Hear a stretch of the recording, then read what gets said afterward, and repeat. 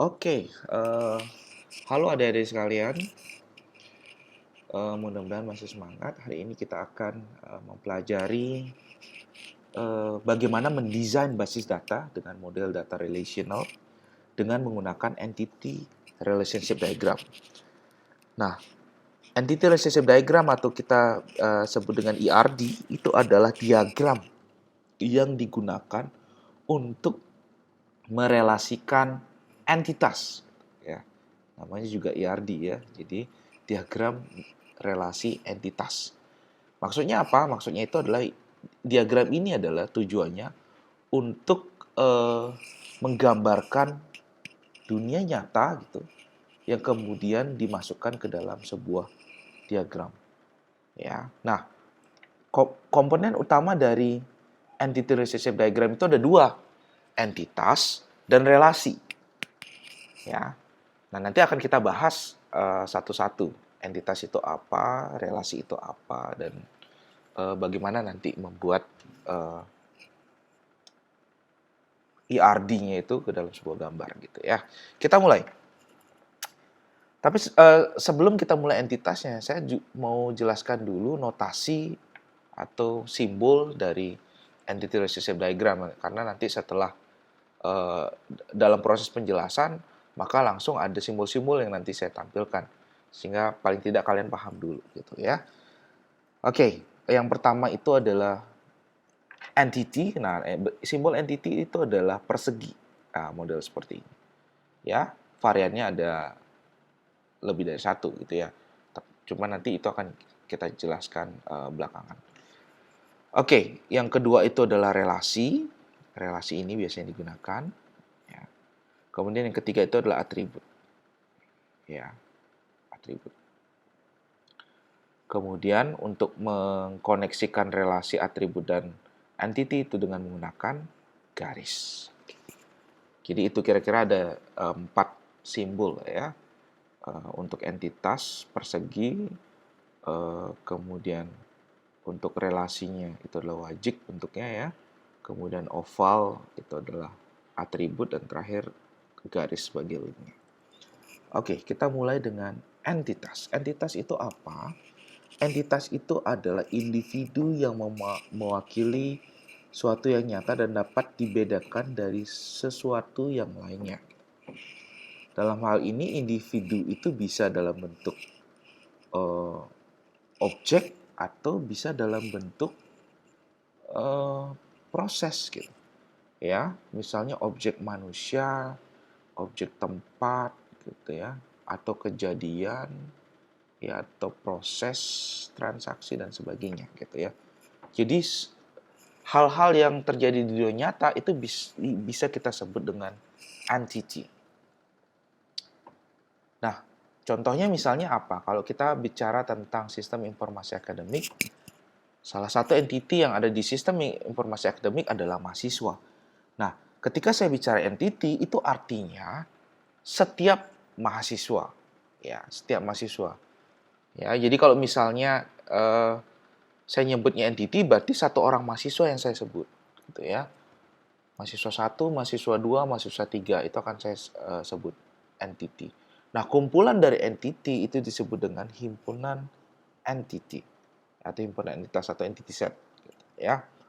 Nah, contohnya di sana ada himpunan entitas pelanggan, maka individu pelanggan itu adalah entitasnya.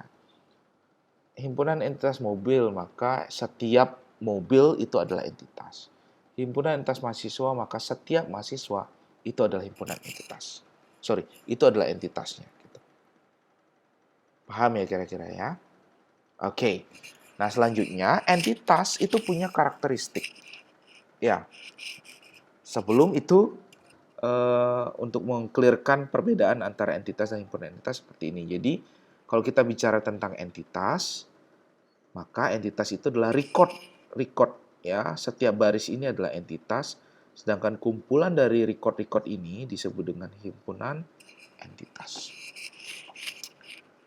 Oke, saya lanjutkan. Atribut. Nah, setiap entitas itu memiliki atribut. Atribut itu apa? Atribut itu adalah karakteristik dari setiap entitas. Jadi untuk bisa menjelaskan atau mendefinisikan entitas, maka kita butuh atribut. Gitu.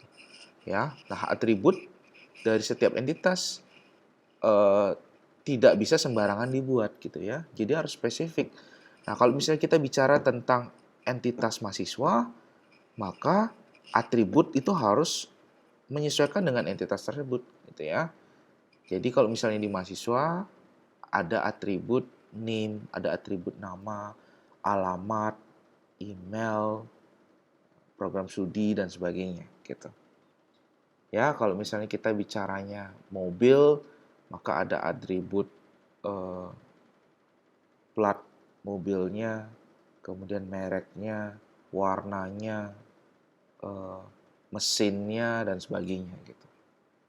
Ya, kalau misalnya kita bicara mata kuliah, gitu, maka ada kode mata kuliah, ada nama mata kuliah, ada SKS, gitu, ada semester gitu dan sebagainya, gitu ya. Nah itu. Nah, atribut itu dibagi menjadi dua. Atribut kunci dan atribut deskriptif. Nah, atribut kunci adalah atribut yang digunakan untuk mengidentifikasi entitas, sehingga bisa dibedakan antara satu entitas dengan entitas yang lain. Sedangkan atribut deskriptif itu adalah atribut yang digunakan sebagai penjelas. Ya, sederhananya kita sebut selain atribut kunci, maka itu disebut dengan atribut deskriptif. Contohnya, kalau misalnya ada entitas mahasiswa, maka atribut kunci adalah NIM. Kenapa NIM? Karena NIM adalah atribut yang paling unik yang bisa membedakan antara satu entitas dengan entitas yang lain. Jadi kalau saya bicara satu mahasiswa dengan mahasiswa lain, yang bisa membedakan antara mahasiswa satu dengan mahasiswa yang kedua adalah NIM-nya, karena NIM tidak mungkin sama. Ya, kalau kita misalnya menggunakan atribut kuncinya adalah nama, nama masih bisa sama gitu ya. Masih bisa sama, tetapi NIM itu tidak akan sama sehingga atribut kuncinya itu adalah NIM. Sedangkan atribut deskriptif ya selain NIM itu ya nama, alamat, email, telepon dan sebagainya. Nah, atribut kunci itu dibagi menjadi tiga. Ada super key, ada candidate key, ada primary key. Ya, super key adalah satu atau lebih atribut yang dapat membedakan entitas satu dengan entitas lainnya di himpunan entitas. Candidate key adalah kumpulan atribut minimal yang dapat membedakan entitas satu dengan entitas lain di himpunan entitas. Sedangkan primary key adalah salah satu dari candidate key yang digunakan untuk mengidentifikasi suatu entitas di dalam himpunan entitas. Nah, kira-kira bedanya seperti apa? Nah, kalau kita lihat di contoh ini gitu ya, ada sebuah entitas ya, entitas di mana atributnya itu ada nomor KTP, NIM, nama dan alamat. Jadi ada 4 atribut di sana. Nah, super key itu adalah kombinasi. Ya, super key itu adalah kombinasinya. Jadi kombinasi dari atribut tersebut. Nomor KTP, nomor SIM, nama, alamat. Nomor KTP plus nomor SIM plus alamat. Ya, atau nomor KTP saja juga disebut super key atau nomor SIM saja disebut super key. Ya. Nah, pertanyaannya adalah kalau misalnya nama plus alamat apakah itu disebut dengan super key? Kira-kira nama plus alamat apakah itu disebut dengan super key? Jawabannya adalah tidak. Kenapa tidak? Karena nama dan alamat ya, walaupun digabung masih ada peluang sama. Nah, kita bisa menganggap itu adalah super key jika gitu ya. Jika di dalamnya itu adalah ada candidate key. Nah, dalam hal ini candidate key adalah apa? Nomor KTP dan nomor SIM. Kenapa disebut dengan candidate key? Karena dua atribut ini adalah atribut yang peluang samanya tidak ada gitu ya. Jadi nilainya peluang samanya tidak ada. Nomor KTP kan tidak mungkin ada yang sama ya. Setiap penduduk tidak mungkin memiliki nomor KTP yang sama. Begitu juga nomor SIM. Setiap penduduk tidak mungkin memiliki nomor SIM yang sama. Jadi nomor KTP dan nomor SIM itu adalah candidate key, ya, karena berpeluang untuk bisa membedakan antara satu entitas dengan entitas lain. Nah, sedangkan primary key adalah salah satu dari candidate key-nya gitu. Jadi kita bisa pilih antara nomor KTP dan nomor SIM. Nah, kapan kita gunakan gitu ya? Kapan kita gunakan atau bagaimana cara memilih antara nomor KTP dan nomor SIM? Nah, cara memilihnya itu adalah dengan melihat kebutuhan dari sistemnya gitu. Kalau kita bicaranya terkait dengan sistem informasi kependudukan, maka yang paling cocok sebagai primary key adalah nomor KTP gitu. Kalau misalnya urusannya dengan kepolisian, maka yang paling cocok adalah nomor SIM gitu. Paham kira-kira ya? Oke. Nah, bagaimana memilih primary key? Bagaimana memilih primary key? Nah, cara untuk memilih primary key yang pertama itu adalah key itu harus sering dijadikan sebagai acuan. Kemudian yang kedua itu harus ringkas. Dan yang paling penting itu adalah unik. Unik itu artinya nilainya itu tidak mungkin sama. Ya, pasti berbeda antara satu entitas dengan entitas lain. Gitu. Paham kira-kira ya? Oke, selanjutnya adalah ini. Atribut juga bisa dibedakan menjadi atribut sederhana dan atribut komposit. Ya. Atribut sederhana itu adalah atribut yang sudah tidak bisa dipilah lagi. Sedangkan atribut komposit adalah atribut yang masih bisa dipilah. Contoh misalnya atribut sederhana, ya. Saya contohkan di sini atribut sederhana adalah nama. Sebenarnya ini 50-50 ya. Atribut nama itu bisa jadi komposit, bisa juga sebagai atribut sederhana. Nah, kenapa saya contohkan sederhana? Karena kita ngomongnya di Indonesia gitu. Kalau di Indonesia, nama itu tidak dipilah-pilah gitu ya. Artinya tidak ada seperti layaknya di luar negeri. Jadi kalau nama itu dipilah menjadi first name, middle name, last name. Kalau di Indonesia tidak seperti itu. Artinya kita tidak punya konsep baku bahwa nama itu harus ada first name, ada middle name, ada last name gitu ya. Di Bali aja namanya bisa lebih dari 5 kata gitu. Ya. Nah, sekarang bagaimana kita membedakan mana first name, mana middle name, mana last name-nya gitu. Ya. Bahkan di Indonesia ada kebetulan teman saya waktu SMA dan kuliah namanya Rini gitu. Hanya Rini. Rini tok. Ya, nggak pakai tok juga ya. Maksudnya Rini saja. Nggak pakai saja juga gitu. Ya, jadi hanya Rini. Artinya apa? Artinya kan ini sudah bisa disimpulkan bahwa nama kalau di Indonesia itu adalah atribut sederhana. Gitu. Sedangkan atribut komposit itu masih bisa dipilah-pilah. Misalnya atribut alamat. Ya, atribut alamat itu masih bisa dipilah. Ada jalannya, ada nomornya, ada RT RW-nya, ada kecamatan, ada kabupaten, provinsi, kode pos, negara gitu kan. Jadi masih bisa kita pilih. Ya, contoh lain misalnya tanggal lahir gitu ya. Tanggal lahir masih bisa dipilah. Jadi tanggalnya ada, bulannya ada, tahunnya misalnya seperti itu. Oke.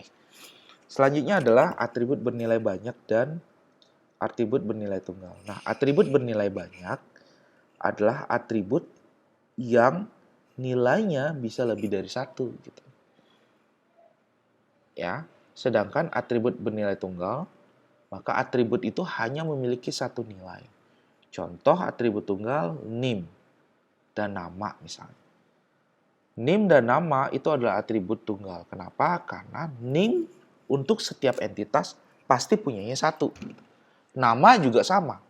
Ya, setiap entitas pasti hanya memiliki satu nama. Gitu. Ya, tidak mungkin lebih dari satu nama. Pasti hanya satu. Sedangkan hobi kalau di sana dicontohkan, hobi itu kan bisa lebih dari satu. Ya, sebuah entitas, gitu ya, entitas mahasiswa kan bisa memiliki lebih dari satu hobi. Ya. Nah, ketika nilainya bisa lebih dari satu, maka kita bisa anggap itu adalah multi-valued attribute. Alamat juga kemungkinan bisa multi-valued attribute ya. Ketika memang kita biarkan di sistem bahwa alamat itu bisa lebih dari satu. Ya, misalnya dia punya 2 rumah, atau misalnya kalau dia mahasiswa kan biasanya ngekos, jadi alamat kos 1, alamat rumah 1 kan jadi ada 2 alamatnya. Nah, itu bisa kita anggap bahwa alamat itu adalah atribut yang bernilai banyak. Selanjutnya adalah atribut turunan.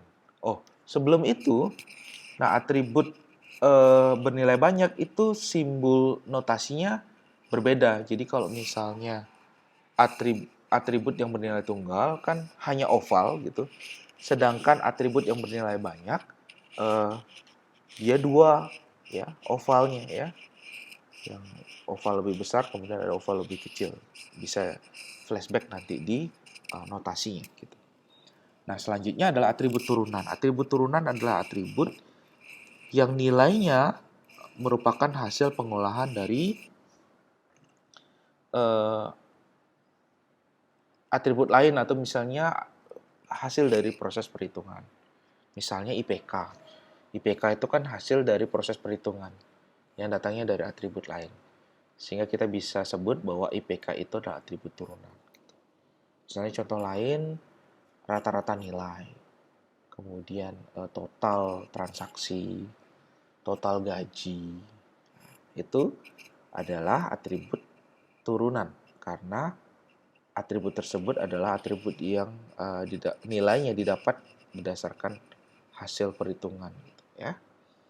Nah, atribut turunan juga simbolnya berbeda gitu dengan atribut biasa. Jadi, kalau nanti dilihat di notasi, atribut turunan itu bentuknya itu adalah oval, tetapi tidak solid garisnya gitu. Ya, bentuknya itu adalah garis titik-titik. Jadi ada titik-titik ovalnya gitu. Oke. Selanjutnya adalah atribut yang harus bernilai dan atribut yang tidak harus bernilai. Nah, jadi ada mandatory atribut, ada non-mandatory atribut. Mandatory atribut adalah atribut yang wajib diisi nilai. Ya. Kalau misalnya di entitas, salah satu atribut yang harus ada nilainya adalah atribut kunci. Ya. Atau primary key. Nah, atribut kunci itu wajib ada nilainya. Jadi database itu sudah mendesain bahwa atribut kunci itu tidak boleh null, tidak boleh kosong. Jadi kalau kita menginputkan data gitu, ya, menginputkan data ke dalam sebuah entitas atau kita menginput data ke dalam sebuah tabel nantinya, maka primary key itu tidak boleh kosong dan akan diberikan warning jika kosong oleh database servernya. Ya, sedangkan atribut lain masih bisa kosong gitu. Ya, nama apakah boleh kosong, Pak? Kan harus ada nilainya. Iya. Tetapi secara default gitu ya, database itu hanya mendefaultkan primary key yang tidak boleh null, tidak boleh kosong. Sedangkan atribut lain masih boleh kosong. Tetapi apakah bisa kita push agar menjadi mandatory atribut? Bisa gitu. Ya, jadi kan nanti kita bisa set atribut itu agar tidak null. Artinya user itu harus menginputkan data tersebut, ya, wajib menginputkan data tersebut. Seperti itu. Oke, mudah-mudahan paham terkait dengan entity. Selanjutnya adalah relasi. Relasi digunakan untuk menunjukkan hubungan antar entitas. Ya.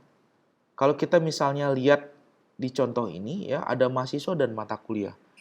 Maka secara kasat mata kita bisa lihat ada relasi antara mata kuliah dan mahasiswa gitu. Jadi mahasiswa mempelajari mata kuliah. Ya, nah, untuk melihat relasinya yang kita lihat itu bukan himpunan entitas mahasiswanya. Ya. Yang kita lihat dalam relasi adalah setiap entitas. Ya.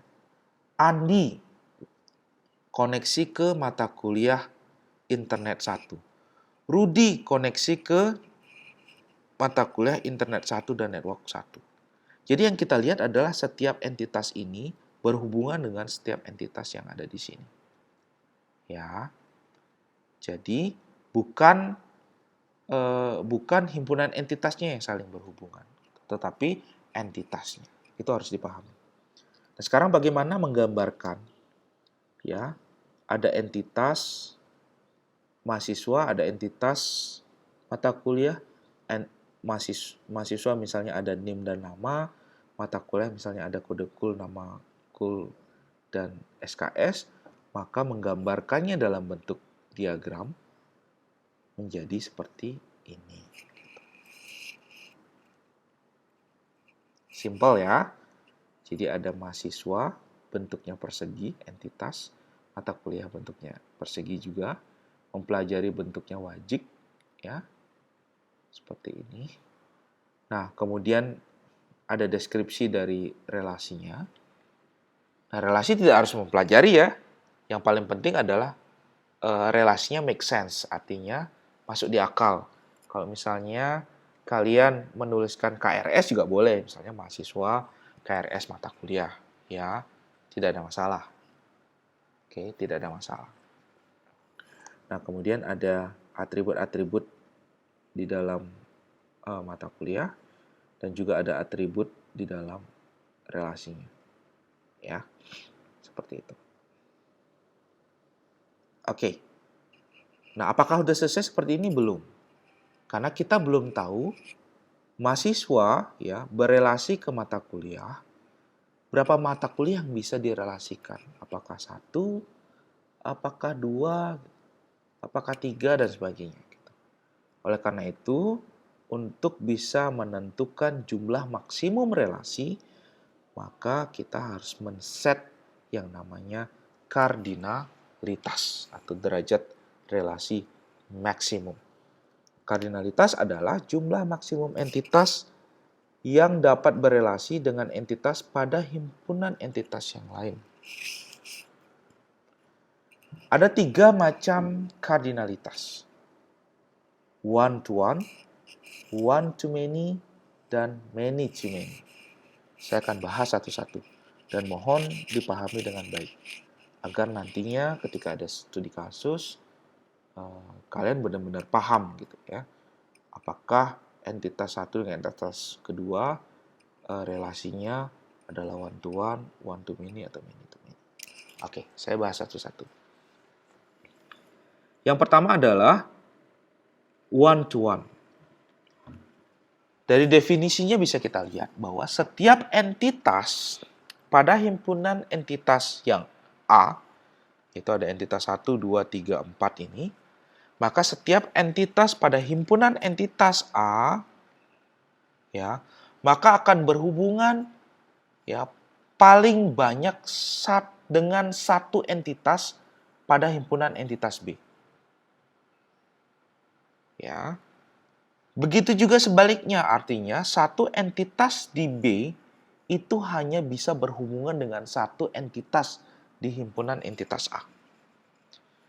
Nah, ketika kita ingin memutuskan apakah itu adalah kardinalitas one to many, many to many, maka yang kita lakukan adalah membaca bolak-balik. Membaca dari kanan ke kiri, kemudian kita balik baca dari kiri ke kanan. Gitu. Ya, jadi kita bacanya dari A ke B, kemudian kita balik baca dari B ke A.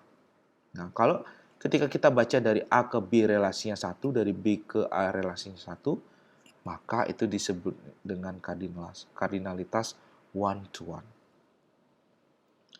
Oke, contoh. Ya. Dosen mengepalai program studi.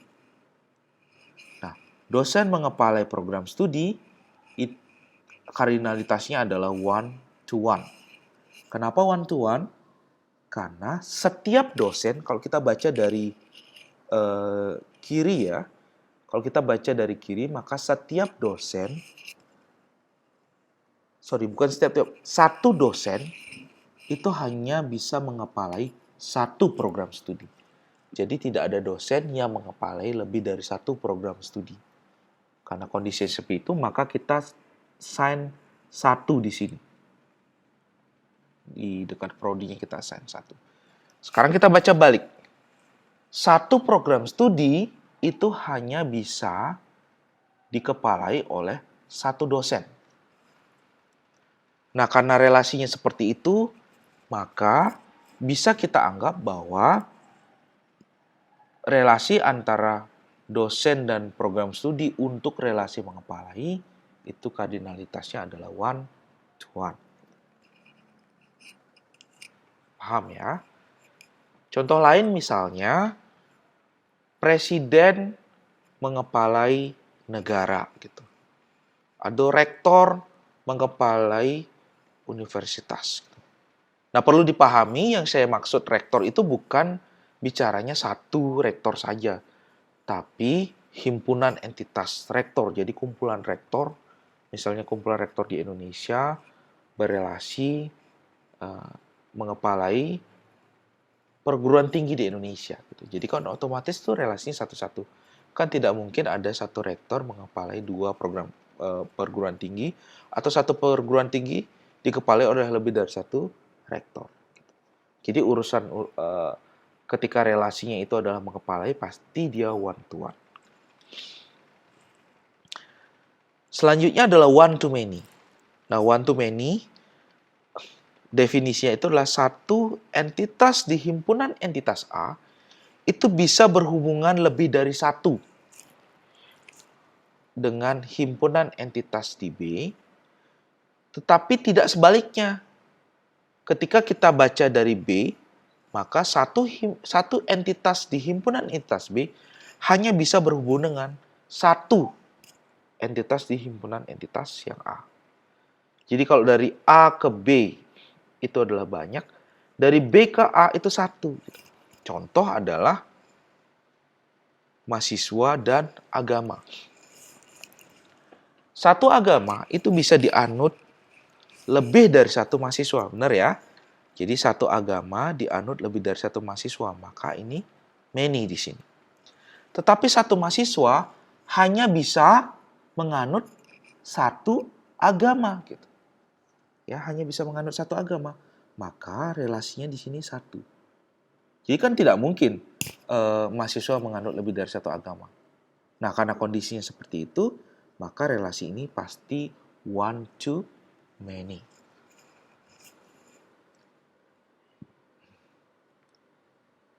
Contoh relasi lain misalnya,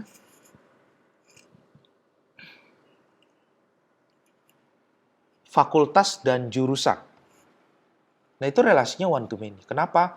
Karena satu fakultas bisa memiliki lebih dari satu jurusan, tapi satu jurusan hanya ada di satu fakultas.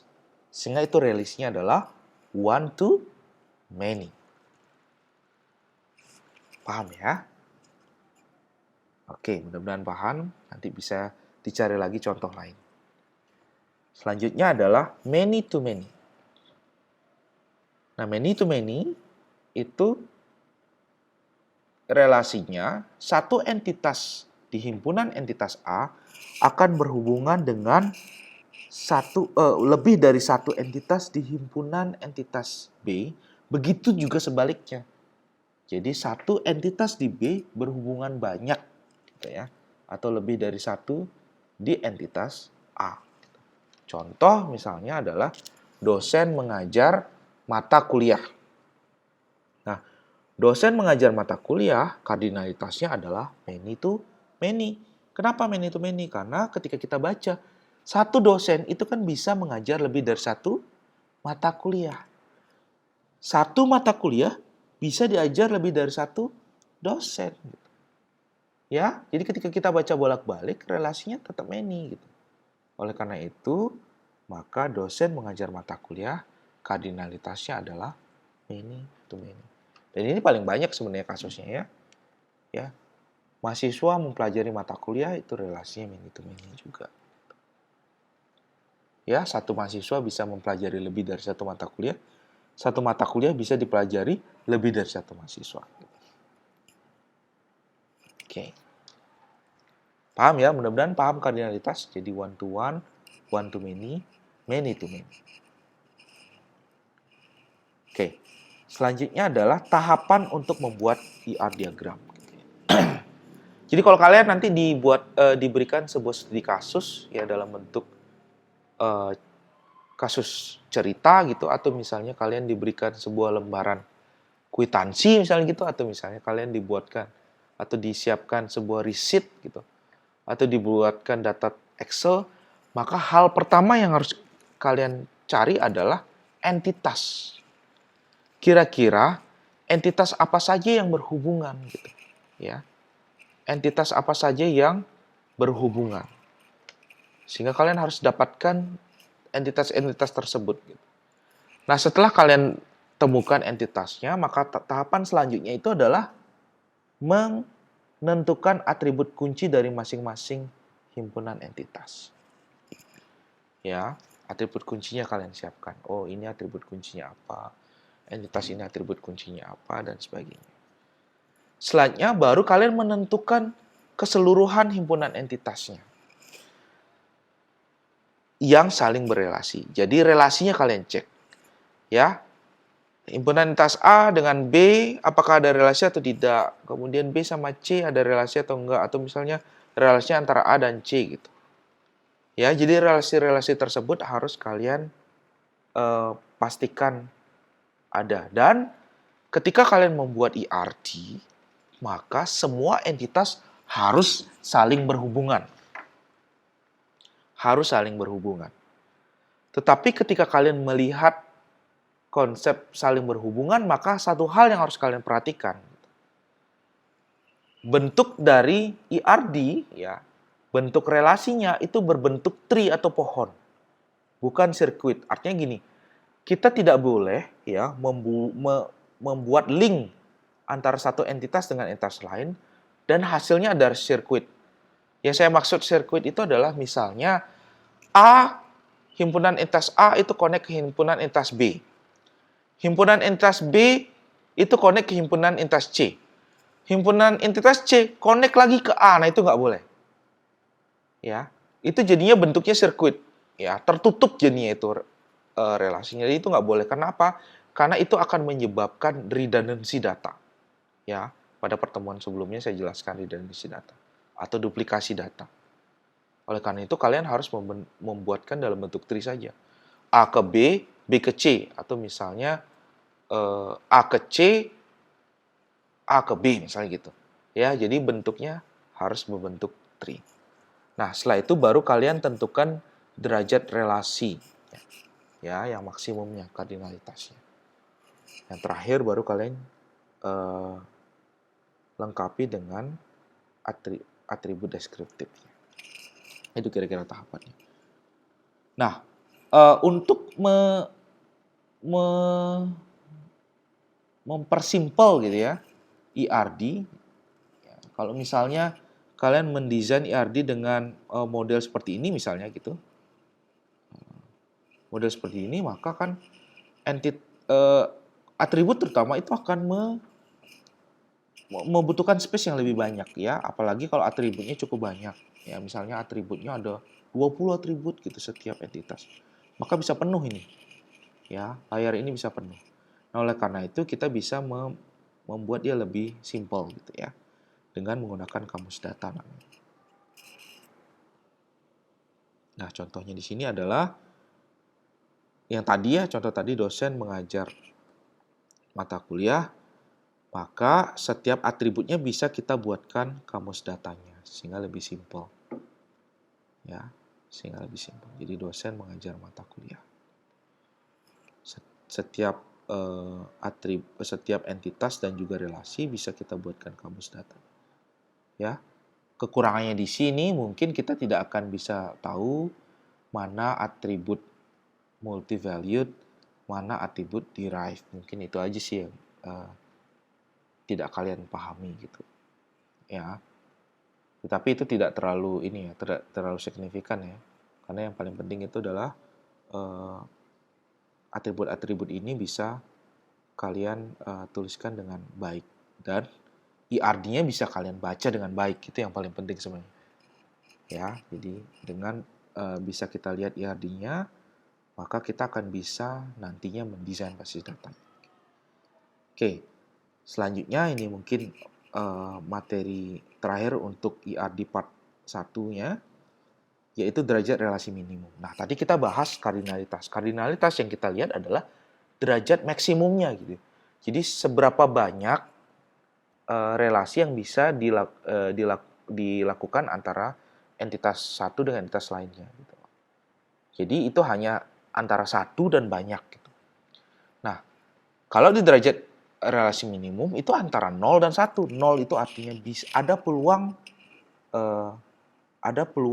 entitas belum berelasi dengan mata kuliah, atau ada peluang entitas harus berelasi dengan mata kuliah tersebut. Jadi ketika mata kuliah itu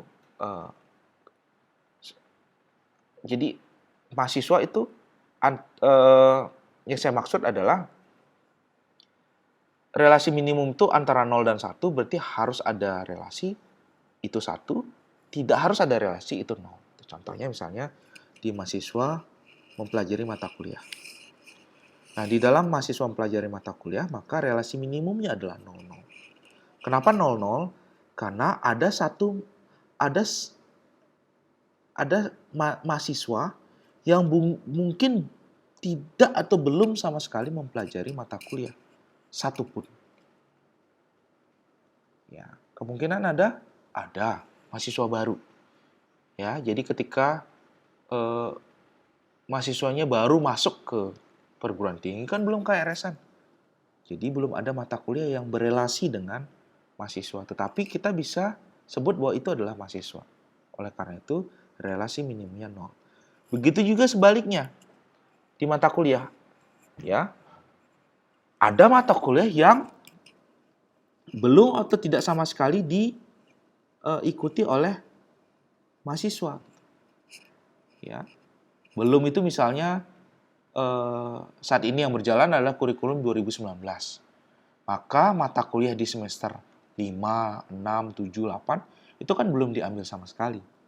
Oleh karena itu, relasinya kan bisa 0 ke mahasiswa. Ya, atau misalnya ada mata kuliah sama sekali nggak pernah diambil. Contoh misalnya di mata kuliah pilihan. Ya, mungkin saja mahasiswanya karena menjurus ke salah satu pilihan, ada mata kuliah pilihan yang sama sekali tidak diambil. Itu jadi ada peluang seperti itu. Ya, oleh karena itu mata kuliah itu relasi ke mahasiswanya bisa saja 0. Sehingga cara menuliskannya adalah 0,n, jadi 0 itu adalah minimumnya, n itu adalah maksimumnya.